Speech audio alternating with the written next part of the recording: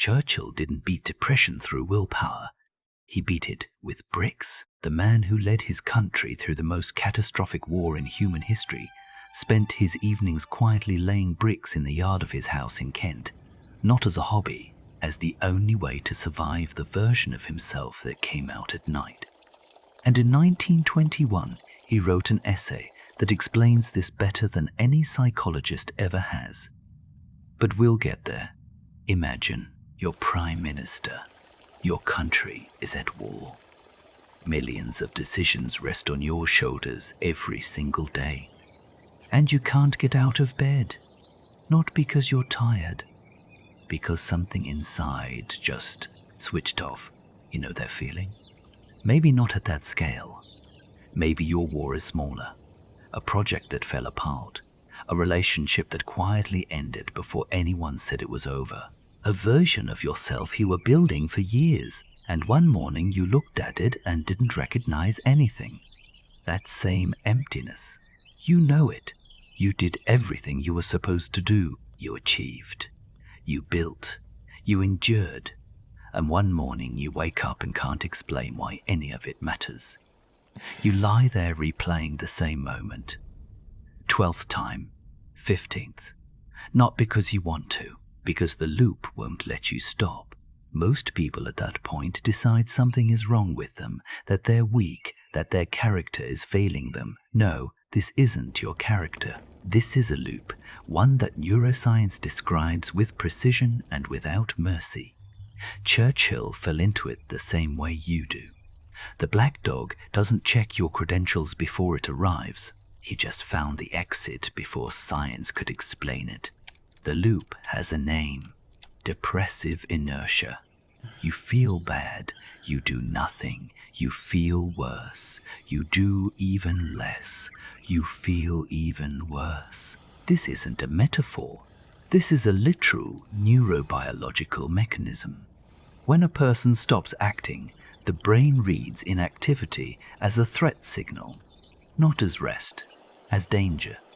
Cortisol rises. The amygdala becomes more active. The prefrontal cortex goes quiet. The body freezes deeper, and the cruel part is its invisibility. From the outside it looks like laziness. From the inside it feels like truth. Like the stillness is justified. And what do? We wait. We tell ourselves, rest and the motivation will come back. Tomorrow will be better. Time doesn't help. The loop tightens. Every hour of inaction sends the brain one more confirmation something is wrong. Churchill called his depression the black dog. Not abstractly, concretely, there were days when he couldn't function. Days when the Prime Minister of the largest empire in the world just lay still and stared at the ceiling. There were moments when he stood near bridges and made himself step back. This looks like a disease of the nervous system with nothing to fight back with. But there's one thing no psychologists of that era could explain, and it was figured out not in a clinic, not in a lecture hall, by a man in rubber boots, standing knee-deep in mud with a trowel in his hand. The war is over. Churchill is 56. He has survived more political defeats than most people survive arguments. He has been blamed for Gallipoli, one of the bloodiest military failures of the century, and carried that weight through every decision that followed. He sits down and writes an essay for the Strand magazine. Not about politics, not about war, about resting the mind.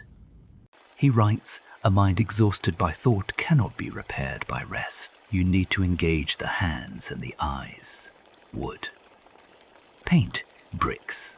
This sounds like advice from a gardening column, but underneath it is something far more precise, something Churchill understood in his body before anyone had the language to describe it. When Churchill laid bricks, he wasn't thinking about Hitler. He wasn't thinking about Parliament. He wasn't replaying yesterday's conversation that went wrong, because bricklaying doesn't allow for that. It demands both hands, both eyes, complete physical presence. Every brick has to be placed and checked. The mortar has a window. The mind has no spare capacity for the black dog. There is simply no room. After an hour, you can see exactly how much wall you've built. This is the anchor image of this video. The wall, not as a symbol of protection, not as a metaphor for isolation, as evidence, physical, undeniable evidence that you functioned, that an hour ago there was nothing here. And now there's something real and solid, something that exists because you put it there. The brain receives the signal, I'm alive, I'm acting, there is no threat, the loop breaks. Today this is called behavioral activation. 2006, University of Washington, 241 people with severe depression, 3 methods: activation, talk therapy, antidepressants. For the most severe cases, activation matched medication and outperformed therapy.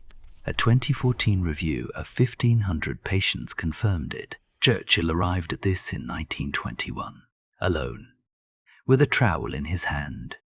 He joined the Bricklayers' Union, officially, paid dues, carried a card, a sitting member of Parliament, registered as a working bricklayer. But there's one thing he didn't write about in that essay. What happens when you finally stop and look at what you've built? You don't see a wall. You see yourself, the version of you that showed up today when it would have been easier not to.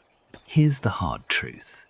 We don't wait for motivation because we're tired. We wait because movement is a risk. While you're lying still, you can't fail. While you haven't started, no one can evaluate the result, including you, especially you. Inaction gives an illusory reward. Safety, not comfort safety. The brain will sacrifice a great deal of comfort for even a small amount of perceived safety. You're protected from judgment, from disappointment, from the possibility that you tried your best and it still wasn't enough. That possibility is what the loop is actually protecting you from. You're holding the lock from the inside, not out of weakness, out of a survival instinct that has been misdirected. Have you noticed how in your heaviest moments the perfect reason not to start always appears? Wrong time, wrong mood, wrong conditions. More of something you can never quite name. That's not coincidence. That's the mechanism running its program. There's one weapon, and it's uncomfortably simple. Schedule the action and go do it, without asking yourself how you feel. Not find your motivation. Motivation is a result. It appears after action, not before. Not believe in yourself. Not set small goals and celebrate your wins. One thing, a physical action with a visible result after 1 hour. Churchill didn't ask himself whether he felt like laying bricks. He didn't negotiate with the black dog. He just walked into the yard. The same yard, with the same trowel, in boots that were probably still muddy from the day before. He picked it up, he began, and after an hour, the wall was a few rows higher. The brain saw evidence. The threat signal switched off. The black dog retreated, not forever, but for now. And for now was enough. Your brick doesn't have to be a brick, literally, but it needs one property. After an hour, there must be something to show that you placed it. Write the paragraph. Sand the shelf. Cook the meal. It doesn't have to be important. It has to be physical, finite, and visible. The weakness that becomes a weapon isn't willpower. It's architecture. You already decided, and decided things don't require a second decision. You don't defeat the loop through resistance. You just start building the wall, and the loop runs out of room. I want to ask you one thing. What's your brick? What do you do with your hands when your mind is tearing everything else apart? Not what you plan to do, not what you know you should do, what you actually do.